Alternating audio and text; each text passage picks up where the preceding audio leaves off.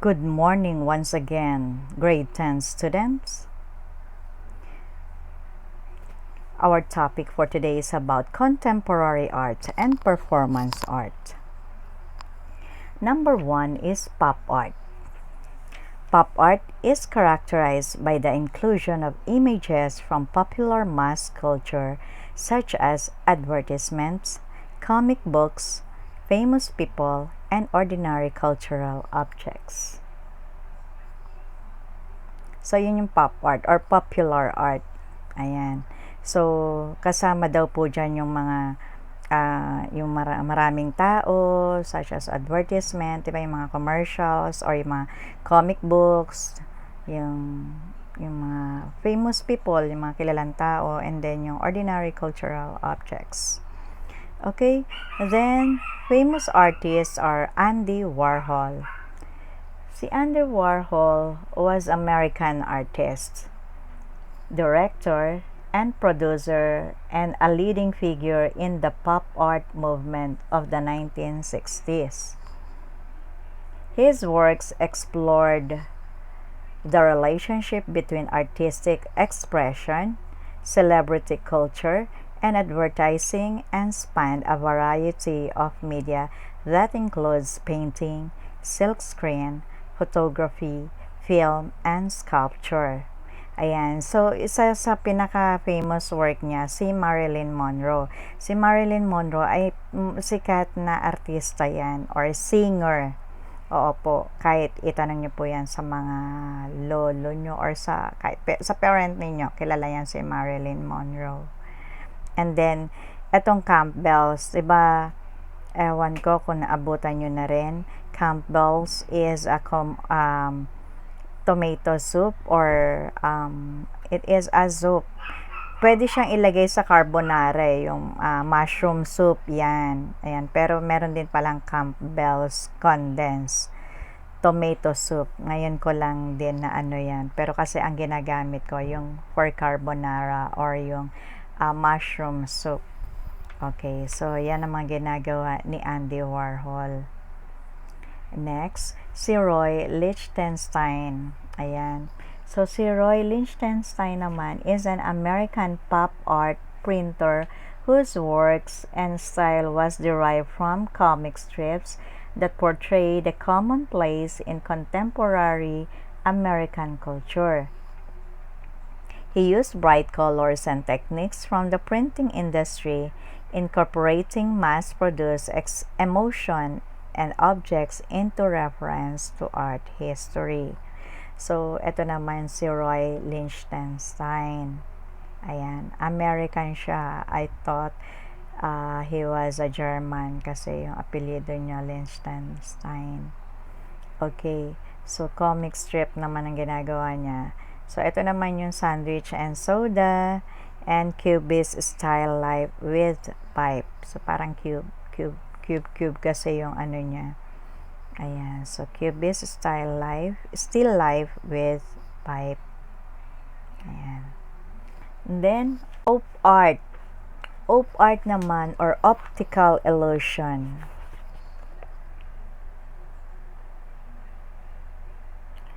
Op art is a style of art that emerged in the 1960s. It uses optical illusions to create an impression of movement, hidden images, and swelling or warping patterns. Ayan. So, optical illusions, diba yung parang pag tinitigan mo siya, akala mo gumagalaw.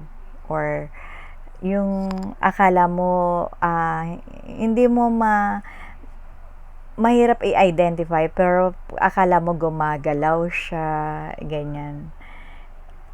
So, merong hidden images. May nakatagong doon. Image, di ba, parang gumagalaw. Okay, famous artist. Number 1 is Victor Vasarely. He was an Hungarian-French artist whose work is generally seen as aligned with op art or optical illusion. Ayan. So, yung gawa niya, ito si Vasarely. Ayan, si Victor Vasarely. Ayan. Famous art niya, zebras. Ayan, 2 zebras kasi yan. Zebras. Kulang ng S. Okay, and duo 2. Ayan. May cube. Yung, ano yan, Rubik's. Ayan. Okay, so yan, si Victor Vasarely. Next one is si Bridget Louise Riley. Si Bridget naman is a English painter known as the mother of art or the mother of optical illusion art. Ayan. So, her geometric painting asks viewers to reflect on how it physically feels to look. She experiments with structural units like squares, ovals, stripes, and curves in various size and colors. Ayan. So, ito yung the case. Ito si Bridget Louise Riley. Ayan. Diba parang akala nyo gumagalaw talaga. Movement in squares naman to. Ito yung the kiss. The black and white composition enacts a visual drama on the canvas. The two black forms, one with a curve, this one, the upper part, the other a straight line almost touch, yan, but do not touch. The white space between them like a flash of light. Ayan, the kiss. Halos matouch niya na yung ano. Pero, yung nagpapaano dyan, yung ilaw. Ayan. Yung the light. Here. Ayan. The kiss. And the movement in square. See, parang gumagalaw, di ba? Okay, so ito po si Bridget Louise Riley, the mother of art. Okay? Next, performance art. Performance art. Performance art is a performance presented to an audience that may either scripted or unscripted, random or carefully orchestrated, spontaneous or otherwise carefully planned with or without audience participation.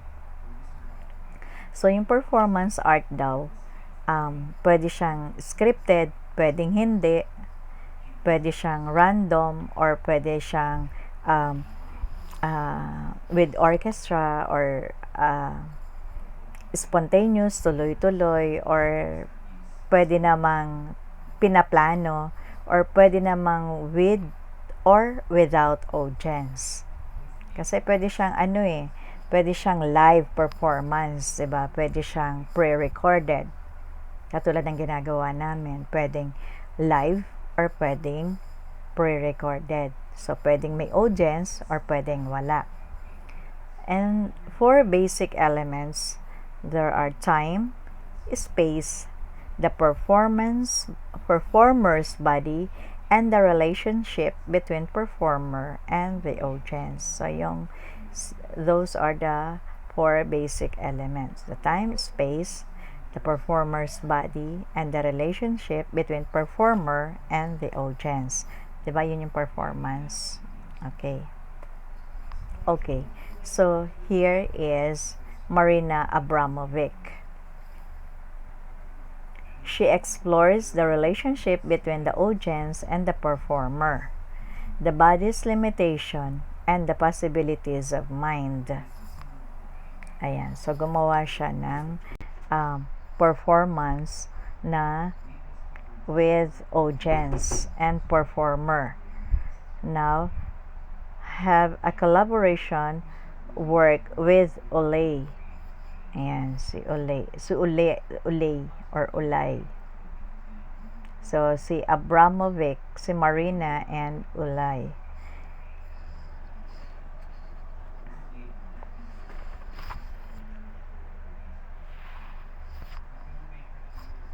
This art can happen anywhere and for any length of time. It is art that is presented live, usually by the artist, alone or sometimes with collaborators or performers. More recently, performance has been understood as a way of engaging directly with social reality, the specific of space, and the politics of identity. So, yung ginawa ni Marina Abramovic,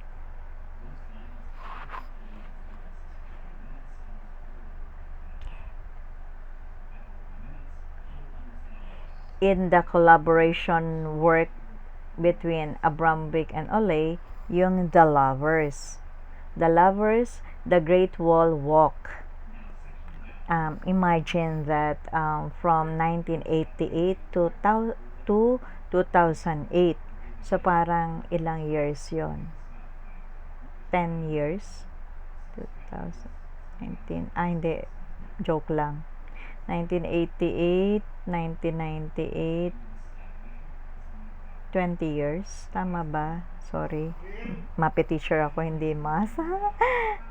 The Lovers performed for 90 days. 90 days along the Great Wall of China. Ayun. So, yung story behind that, if I'm not mistaken, 90 days nilang nilakad yung Great Wall of China with yung lovers nga.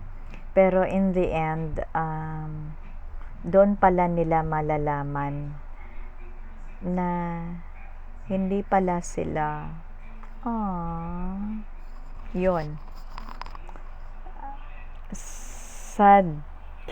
Very sad naman. Sad ending. So, yun po. Yun yung story behind the Lovers. Abramovic started her walk from a portion from the east side. Magkahiwalay kasi sila eh. Then, magmi-meet up lang sila.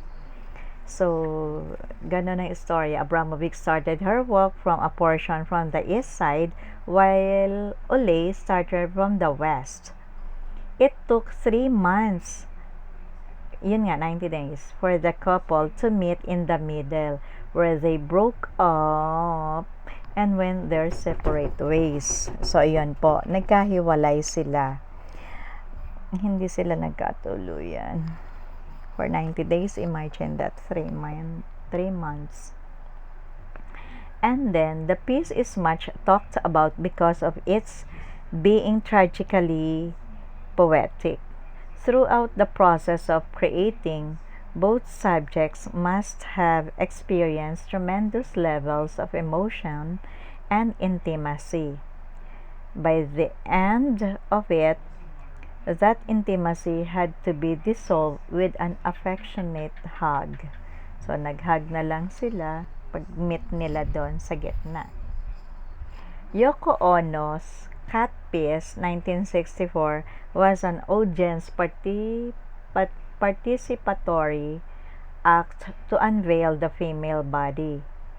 For the work, Ono had sat silent on the stage as viewers walked up to her and cut a piece of her clothing. This act forced people to take responsibility for their voyeurism and reflect on how even a passive witnessing can potentially harm the subject of perception, make it one of the strongest statements about the dangers of objectification of women in art. So, iyon. And happenings. Happenings naman is a form of art that combines the element of music, dance, and theater on stage or live action. They may happen anywhere and eliminates the boundary between the artwork and the viewer. Okay? So, ang ano naman sa happening is si Alan Caprow. Alan Caprow introduced happenings in the 1950s and Ay, sorry. Ito yung The Lovers pala.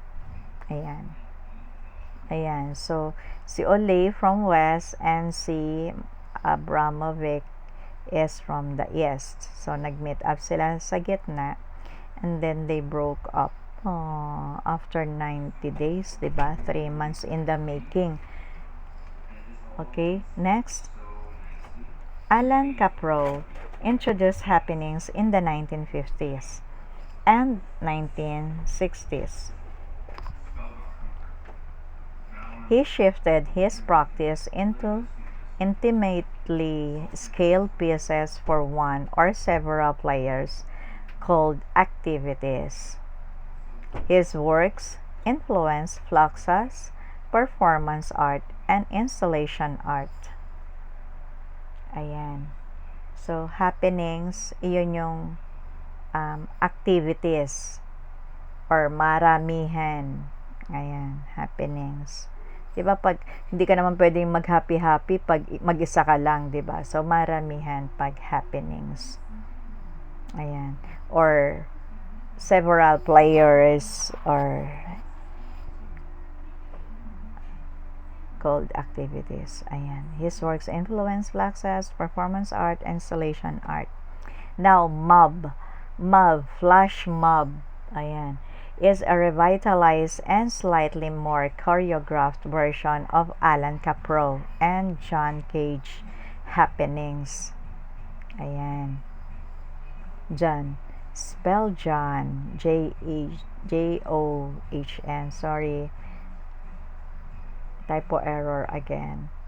So, mob is a group of people who assemble suddenly in a public place, perform an unusual act for a brief time, then quickly disperse, often for the purpose of entertainment, satire, and artistic expression.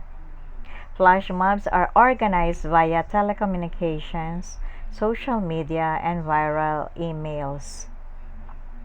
Ayan. It is not applied to political events and purposes or protests, commercial advertisements, publicity stunts involving public relation firms or paid professionals. So, hindi ina-allow yung mga political, yung protest, commercial advertisements, hindi flash mob yon. Yung flash mob, yun yung biglaan na halimbawa sa isang place yung biglang sasayaw or may magpa-perform yon, tapos bigla na lang mawawala, yun yung flash mob. Ayan, so parang happenings din. Ayan. So yun, yung bigla na lang pong yung mag-iipon-ipon sila tapos may biglang magpe-perform. Ayan. So, flash mob po yung tawag dyan. Okay? And, next time, the principle of art naman po ang aaralin natin. Okay? Pero, hindi ko alam kung isasama ko pa yan sa exam natin. Siguro hanggang sa ano na lang. Ayan, sa contemporary art na lang and performance arts. Okay po. So, konti lang naman bali yon. Okay? So, next time, by next week, magre-review na lang po tayo about the Impressionism and Expressionism. Kasi malapit na po yung exam. And, after nito, gagawin na po natin yung project natin. And, your project, via Zoom para nakikita po natin na ginagawa ninyo. Huwag nyo pong gagawin sa ibang oras. Maybe pag malapit na yung submission, saka nyo na gawin anytime. Pero umpisahan po natin yan. Tayo po yung mag-uumpisa via Zoom. Okay po? Okay, that's all. Thank you. Bye-bye.